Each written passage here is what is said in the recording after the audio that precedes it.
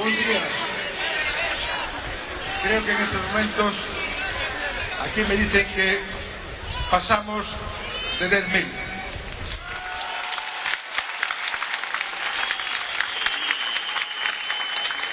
Quero dar un saludo a todos os que estades aquí, aos que somos de Ferrolterra, e tamén quero mencionar algunhas personas, posiblemente me queden algunhas que se adhiriron e outras que tamén están aquí e que especialmente en este acto debe saberse que están con nosotros. En canto a presencia, teño que decir que están aquí en esta concentración e manifestación Xosé Manuel Beiras, Camilo Nogueira, Paco Iglesias, patrón mayor da Cofradía de Pescadores de Ogrove,